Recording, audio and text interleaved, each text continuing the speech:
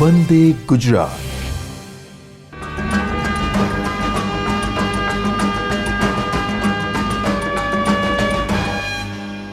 Namaskar, my name is Rosalie and today my subject is communication skills. Under this subject I am going to talk about presentation skills, and in presentation skills I am going to take the basic presentation skills which you may not find in any of the books or in Google or in any of the classes that you go. You may not find this. I am going to share my experiences on presentation skills. और ये जो मैं आज बोलने जा रही हूँ वो दो भाषा में मैंने तैयार किया हुआ है, अंग्रेज़ी और हिंदी दोनों, ताकि सभी लोग इसको समझ पाए और मेरा एक्सपीरियंस जो है वो आप में शेयर हो सके और आप इसमें से कुछ सीख सके। अब जब हमें कहीं खड़ा किया जाता है, जैसे कि कभी मैरिज में, कभी फेयरवेल में, या तो कभी कोई टीचर जो है हमें प्रश्न पूछते हैं, तो शायद हमें वो जवाब पता होता है, हमें बोलना आता है, फिर भी what happens is that we become blank। और ये blankness आप समझ लीजिए ये नॉर्मल होता है। नॉर्मल मतलब हर इंसान को जब भी खड़ा किया जाता है अंदर पेट में बटरफ्लाइज आ जाते हैं और उस बटरफ्लाइज से हम ब्लैंक हो जाते हैं। ब्लैंक होने से क्या हो जाता है, हमें जो बोलना है हम बोल नहीं पाते। तो ये अवॉइड करने के लिए कुछ बेसिक प्रेजेंटेशन स्किल्स मैं आपसे शेयर करना चाहती हूँ। आज जो टॉपिक है उसको मैंने 3 भाग में डिवाइड किया हुआ है। First is the audience, how you are going to connect with the audience, then little bit about body language. Body language may be upper part of the body language and the lower part of the body language, which I am going to just touch base। ज़्यादा detail में नहीं जाऊंगी क्योंकि इस presentation से मैं चाहती हूँ कि आप इस प्रेजेंटेशन को देख के, इसको प्रैक्टिस करके आप आगे बढ़ें। और तीसरा जो है opening of the presentation and closing of the presentation. तो इन 3 चीज़ों को हम देखेंगे, परखेंगे, समझेंगे और आगे बढ़ेंगे। मैं अपना नोट्स खुद लेके आई हूँ and today it is going to be presentation without PPT. हम सब जानते हैं पीपीटी मतलब कंप्यूटर पे कुछ हम करते हैं और उसको हम दिखाते हैं, तो प्रेजेंटेशन भी हम पीपीटी के बिना कर सकते हैं। इसलिए ये बेसिक प्रेजेंटेशन मैं आपके लिए तैयार करके लेके आई हूँ। मैं भी अपना नोट्स लेके आई हूँ। तो आगे बढ़ते हैं प्रेजेंटेशन स्किल्स के लिए। तो जैसे कि मैंने फर्स्ट टॉपिक अपना बोला था कि ऑडियंस के साथ कैसे हम कनेक्ट होंगे। फर्स्ट, ऑडियंस जो होते हैं उनको मैंने 2 भाग में डिवाइड किया हुआ है। First is visual and second is audio. Visual मतलब विजन, आँखों से जो देखते हैं। हम सब आँखों से देखते हैं, पर कुछ लोगों को हर चीज़ सुन के समझ में नहीं आता, कुछ लोगों को देख के ही समझ में आता है। जैसे कि फॉर एग्ज़ाम्पल अभी मैंने ये फ्लावर बताया।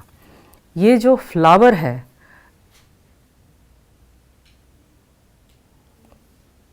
ये जो फ्लावर है, मुझे ये बताने की ज़रूरत नहीं है ये कौन सा फ्लावर है। ये गुलाब का फ्लावर है, गुलाब का फ्लावर है, ये हम सब समझ सकते हैं। तो जो सुनने वाले हैं और जो देखने वाले हैं मतलब विजुअल, दोनों को ये बात समझ में आ गई कि it is the flower which is rose. तो जब भी हम प्रेजेंटेशन करें तब 2 तरीके के लोगों के लिए प्रेजेंटेशन करें। One is visual, another is audio. अब ऑडियो क्या होता है? ऑडियो मतलब लोग सुनते हैं। सुनने का मतलब ये है कि जो मैं अभी बोल रही हूँ वो आप सब सुन रहे हैं। तो काफ़ी लोग सुन के भी प्रेजेंटेशन समझ सकते हैं, बट कुछ लोग ऐसे होते हैं जिनको विजुअल्स दिखाना ज़रूरी पड़ता है। जैसे कि फॉर एग्ज़ाम्पल जब हम हमें मैथमेटिक्स के क्लास में ग्राफ सिखाया जाता है।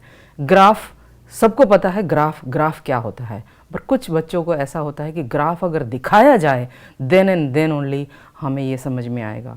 काफ़ी बच्चों को सुनने से ये समझ में आ जाता है कि इट इज़ ग्राफ।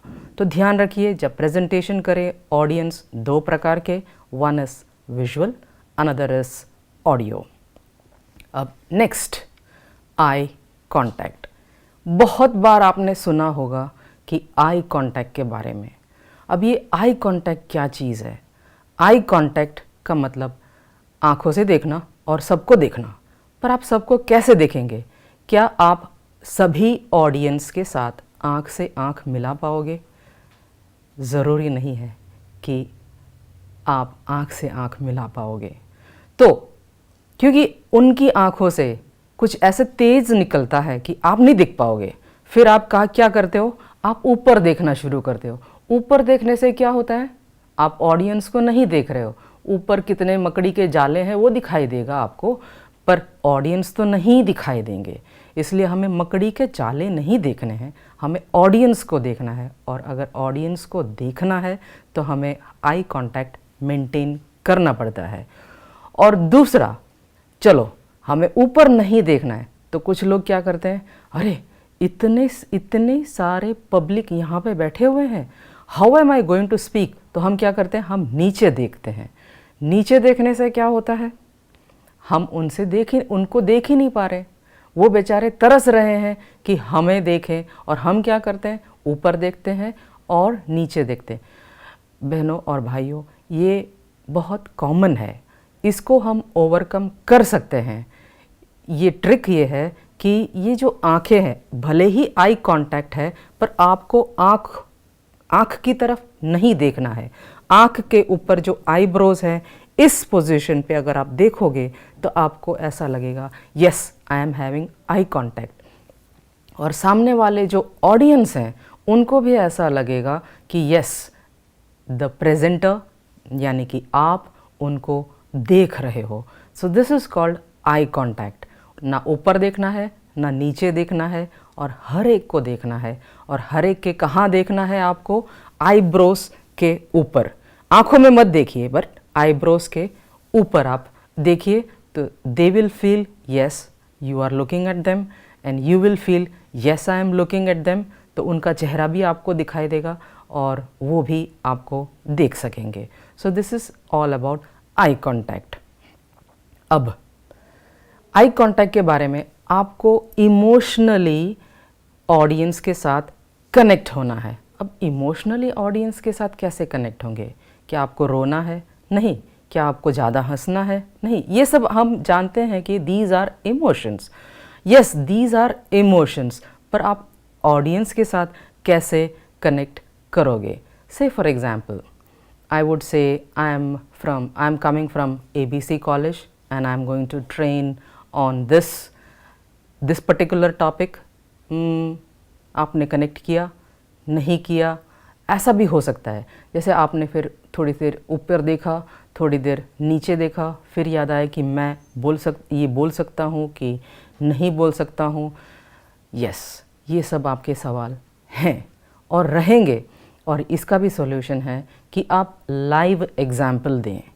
आप बताइए कि आप yesterday I had an training at ABC college, and in that ABC college there were around 500 students who came to me for a workshop, and in that workshop I trained them on presentation skills. On the first day of presentation skills, what happened was students were not ready to even stand up and speak, and on the third day what happened is everybody wanted to come on stage and wanted to speak something or the other. So this was the transformation that they had for within 3 days of the presentation workshop. तो आपने क्या किया? Emotionally उनको आपने grab कर लिया। Yes, अगर वो कर सकते हैं तो yes, even I can do it. So first audience, second eye contact, third emotionally आपने उनको समझ लिया और उनको बता दिया yes they can do it, and this is how you connect emotionally, simple, in simple language. Let us move on to the next topic. In the next topic, you have to tell them what they are going to learn. क्यों? आपको क्यों बताना है कि उनको क्या सीखना है, ताकि उनको उनके दिमाग में इतना क्लैरिटी हो जाए, yes this is what I am going to learn, what is it in for me. हम सब सेल्फिश होते हैं. जब मम्मी पापा कहीं बाहर जाके आते हैं तो हम थैला खोल के देखते थे बचपन में, शायद अभी भी देखते हैं कि मम्मी पापा हमारे लिए क्या लेके आए हैं. अगर हमारे लिए कुछ लेके आए हैं तो हम उनमें इंटरेस्ट देंगे. अगर अपने भाई बहनों के लिए कुछ लेके आए हैं तो शायद हम उनमें इंटरेस्ट नहीं देंगे.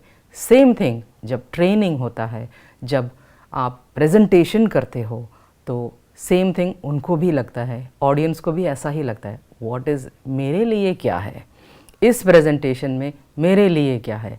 तो वो चीज़ आप उनको बता दीजिएगा.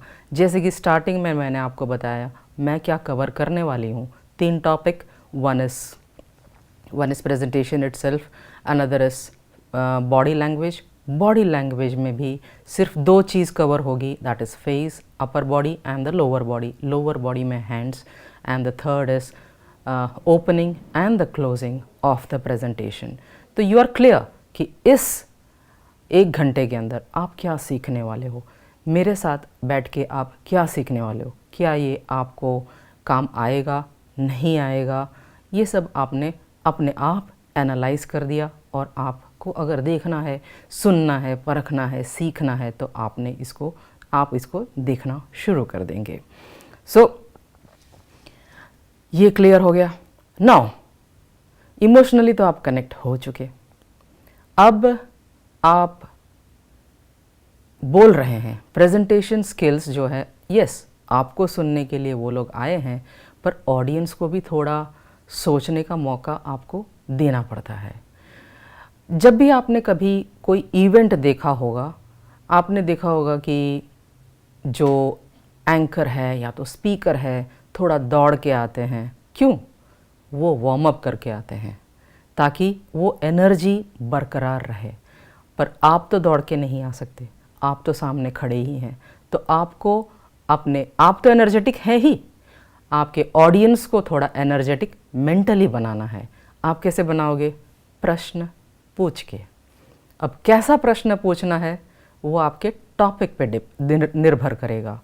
वो जैसे कि आज प्रेजेंटेशन स्किल्स हैं, तो मैं आपको पूछ रही हूँ, कितने लोगों को कभी कभी ग्रुप में ऐसा लगा कि हाँ ये जवाब तो मुझे आता था पर मैंने नहीं बोला, मुझे बोलना चाहिए था. जब टीचर प्रश्न पूछते हैं, yes I could have answered and I could have got those शाबाशी, ऐसे काफ़ी लोगों को लगा होगा. पर हम क्या करते हैं, हम अपने आप को मकड़ी के जाल के अंदर बांध देते हैं. सही में मकड़ी का जाला अपने आसपास नहीं होता है, हम खुद उसको फेक मकड़ी के जाले के अंदर हम अपने आप को फंसा देते हैं और फंसते जाते हैं. तो मेरा ध्येय अगेन एंड अगेन यहाँ पे ऐसा होगा कि आप इस मकड़ी के जाले से बाहर निकले, फेक मकड़ी के जाले से. अगर आप अगेन प्रेजेंटेशन स्किल जो है आप सीख सकते हैं और सिखा भी सकते हैं.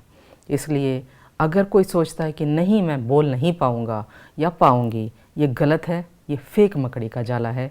हम और आगे बढ़ते हैं. मैं जैसे जैसे मैंने बताया कि मैं नोट्स अपना खुद का लेके आई हूँ, उस नोट्स के मुताबिक मैं आगे बढ़ूँगी कि चाहे आप स्टूडेंट हो या टीचर हो या किसी प्रोफेशन में हो, आपको प्रेजेंटेशन तो करना ही पड़ेगा. एंड जैसे कि मैंने बोला, प्रेजेंटेशन जो है आप सीख सकते हैं और सिखा भी सकते हैं. बस थोड़ा सा प्रैक्टिस जो है आपको करना है और थोड़ी चीज़ें ध्यान रखनी है. बेसिक चीज़ों को ध्यान रखते रखते जब आप आगे बढ़ोगे तब आपको ऐसा लगेगा yes I can do it. And अगर मैं सीख सकती हूँ तो आप भी सीख सकते हो. अभी हम दूसरे पॉइंट पे जाते हैं। दूसरा पॉइंट जो है मेरा बॉडी लैंग्वेज।